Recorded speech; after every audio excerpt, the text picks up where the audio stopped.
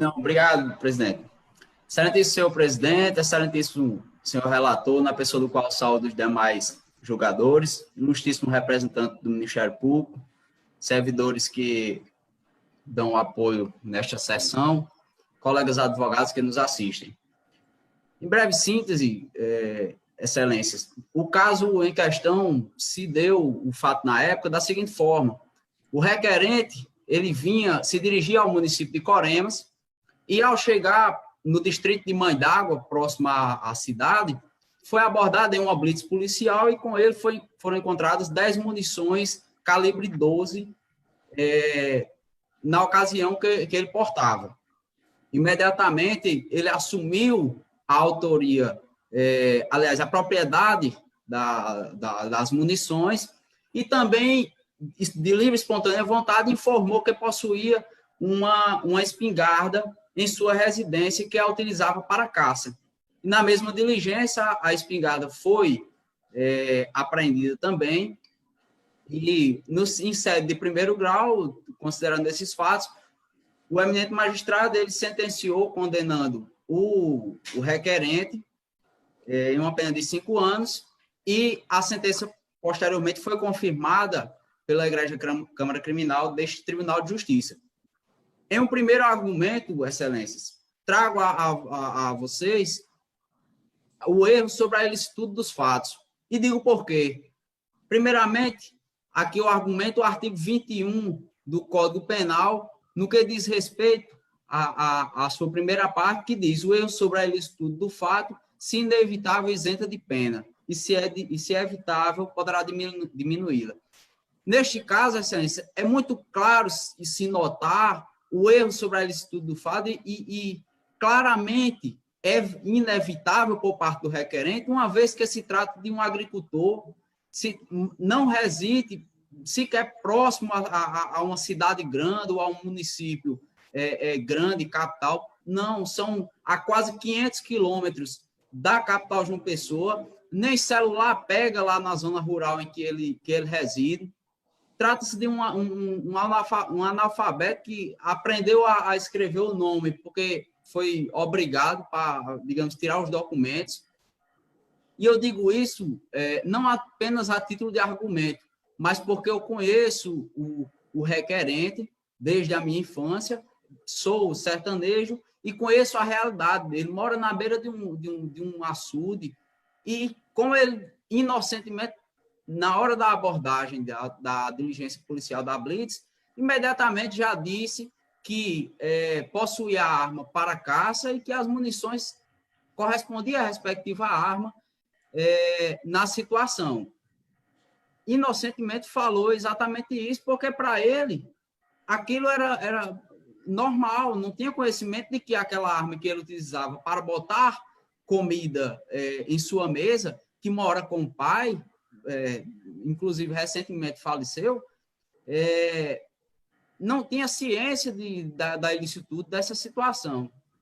E com isso, excelência, é muito claro se perceber que deve-se haver uma isenção da pena aqui, nos termos do artigo 21, na primeira parte. E trago um julgado do Tribunal de Justiça de Minas Gerais em um caso idêntico, um agricultor que o juiz sentenciante, percebendo a simplicidade e humildade dele, notando que a situação realmente era inevitável e não poderia ele saber da ilicitude da situação, de ter a arma em casa, o magistrado de primeiro grau lá na comarca de Minas Gerais, isentou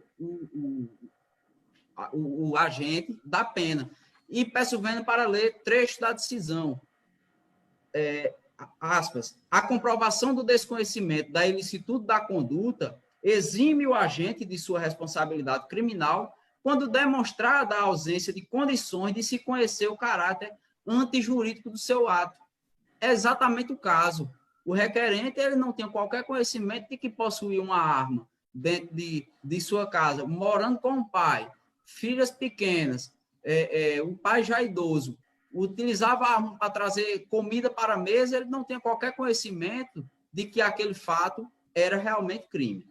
Um segundo ponto, excelências, que trago a vocês, se refere à a aplicação do princípio da insignificância. E digo por quê. Na diligência policial, quando o requerente foi abordado, foram encontradas 10 munições calibre 12 com ele, porte tipificado nos termos do artigo 14 da Lei 10.826.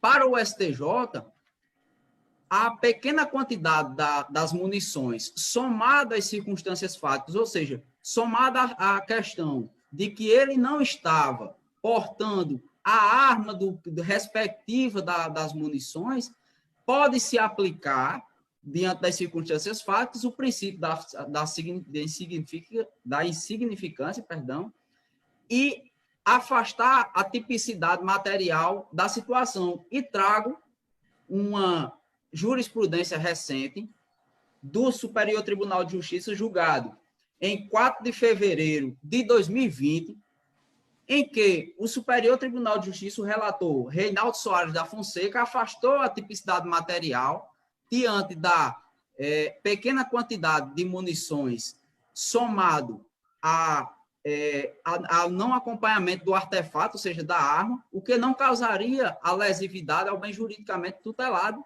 que neste caso é a incolumidade pública. Peço vênias para ler o trecho da decisão. Neste caso, aspas, neste caso, o paciente e os correios foram flagrados com 25 cartuchos calibre 36, ressalto, excelência, 25 cartuchos calibre 36, desacompanhadas da arma de fogo correspondente. Assim, reconhecida a inocorrência da ofensa à incolumidade pública, deve ser afastada a tipicidade material do fato, conquanto seja a conduta formalmente típica. Habeas corpus conhecido, ordem concedida de ofício para determinar o trancamento da ação penal. Veja que, neste caso, houve até mesmo trancamento. Neste caso, eu só estou requerendo a vossas excelências o reconhecimento apenas tão somente do crime de porte ilegal de munições, ante a pequena quantidade que foi apreendida com o requerente e diante de não estar o requerente com o artefato, ou seja, com a arma, o que não causaria, portanto, a lesividade ao bem juridicamente tutelado, que no caso é a incolumidade pública. Por fim, excelências, trago a vocês a aplicação do princípio da consunção. E digo por quê. Como bem relatei no início, o requerente ele foi abordado inicialmente próximo ao município de Coremas, no distrito de Mãe d'Água, em uma blitz, e na mesma abordagem, os policiais, ao abordar o requerente, ele imediatamente afirmou que possuía uma arma na sua casa, que utilizava para caça, e na mesma diligência policial, a arma foi entregue espontaneamente pelo requerente. Ou seja, trata-se de um único ato, uma única mesma diligência. E conforme entendimento jurisprudencial do Superior Tribunal de Justiça, trata-se aqui de um único ato, de uma única diligência.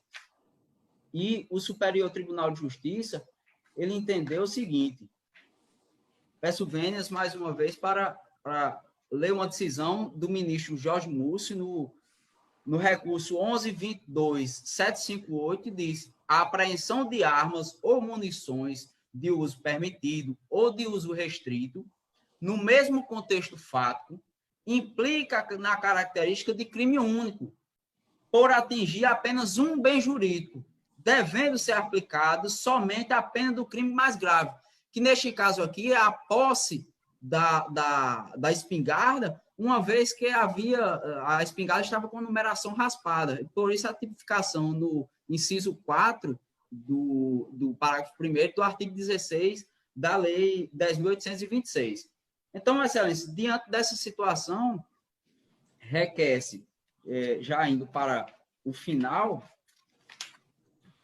primeiro, que seja reconhecido o erro sobre a ilicitude do fato, isentando o requerente de pena, e, caso Vossa Excelência não entende, requer-se a aplicação do princípio da insignificância ao crime de porte de munição de uso permitido, uma vez que, somado a pequena quantidade de munições, o requerente não estava portando a respectiva arma, estava em outro local, o que não causaria risco ao bem juridicamente tutelado e, portanto, estaria aí incorrido na atipicidade material do delito, conforme jurisprudência aqui lida, recentíssima do STJ, e caso Vossas Excelências ainda assim não entendam, que seja aplicado o princípio da consunção, tendo em vista que tratou-se o contexto fático de uma única conduta. Na mesma diligência policial foi apreendida as munições, assim como também o artefato, a arma, com o requerente. Por estas razões, Excelência, requeremos a procedência desta revisão criminal. Boa tarde e obrigado pela atenção.